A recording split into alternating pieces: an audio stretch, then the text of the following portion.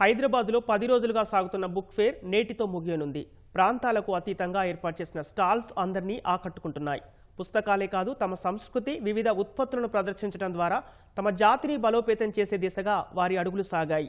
Hyderabad book ఫేర్లో అందరినీ ఆకట్టుకుంటున్న గిరిజన స్టాల్స్పై ప్రత్యేక కథనం. పుస్తకాల పండుగగా 10 రోజుల పాటు నగర ప్రజలను అలరించిన బుక్ ఫెయిర్ చివరి దశకు చేరుకుంది. 2 రోజులుగా సందర్శకులు సైతం భారీగా హాజరవుతూ పుస్తకాలు కొనుగోలు చేయడమే కాదు, వివిధ స్టాళ్లను సందర్శిస్తూ సందడి చేస్తున్నారు. ఇందులో భాగంగా గిరిజనుల జీవన విధానం, ఆరోగ్య, ఆహార అలవాట్లు ప్రతిబింబించే పుస్తకాలను గిరిజన శాఖ ప్రదర్శిస్తోంది. అంధ్, ఎరుకల, తోటి, కోలాం, లంబాడి, గోండు, చెంచు, కొండరెడ్లు, కోయలకు చెందిన జీవన విధానంలో భాగమైన అంశాలను ప్రదర్శిస్తున్నారు. వారిని బలోపేతం చేసేందుకు ఉపాధి సైతం కల్పిస్తున్నారు.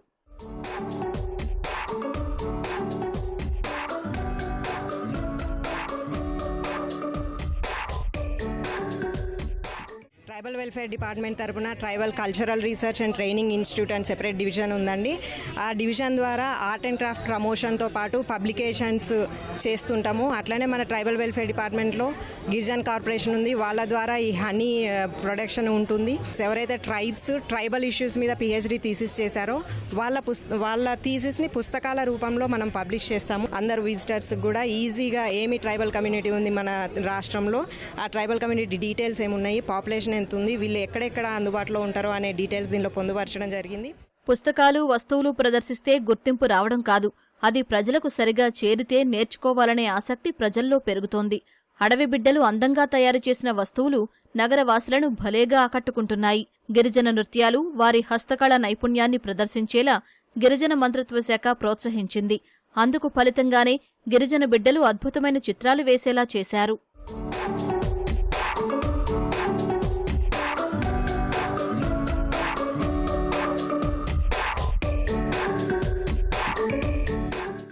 డిపార్ట్మెంట్ ఏం చేశారంటే వాళ్ళ జీవనాధారానికి ఉపయోగపడేలాగా, ఇప్పుడు కోయా కమ్యూనిటీ వాళ్ళు ఉన్నారనుకోండి, వాళ్ళు ఏంటిది, వాళ్ళ యొక్క ముఖ్య ప్రధాన జీవనానికి సంబంధించింది ఏంటిది అంటే వాళ్ళు ఎక్కువగా వ్యవసాయం పైన ఆధారపడుతూ ఉంటారు.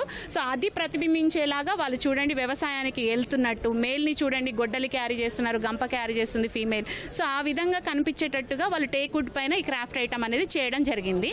వాళ్ళు కొలిచే దేవుళ్ళనే, మాస్క్లనే వాళ్ళు ఇక్కడ పెయింటింగ్ రూపంలో ఇవ్వడం జరిగింది. మనం ఫైన్ ఆర్ట్స్ వాళ్ళ నుంచి వాళ్ళకి డిపార్ట్మెంట్ ఏం చేసిందంటే ట్రైనింగ్ ఇప్పించింది. జనరల్గా మీరు గిరిజనులను చూస్తే వాళ్ళల్లో కళలు అనేవి వాళ్ళకు ఇన్బిల్ట్ ఉంటాయి. సో దాన్ని మనం వెలికి తీసి వాళ్ళకి లైవ్లీవుడ్కి సపోర్ట్ చేయాలి అనే విధంగా ట్రైబల్ వెల్ఫేర్ డిపార్ట్మెంట్ ఇలా చేస్తుందండి. ఈ ఉత్పత్తులు కేవలం బుక్ ఫేర్ ఉన్నప్పుడే కాదు, ఆ తర్వాత అందుబాటులో ఉంటాయని అధికారులు చెబుతున్నారు. అందుకోసం మాసబ్ ట్యాంక్లోని DSS భవన్ను సందర్శించాలని సూచిస్తున్నారు.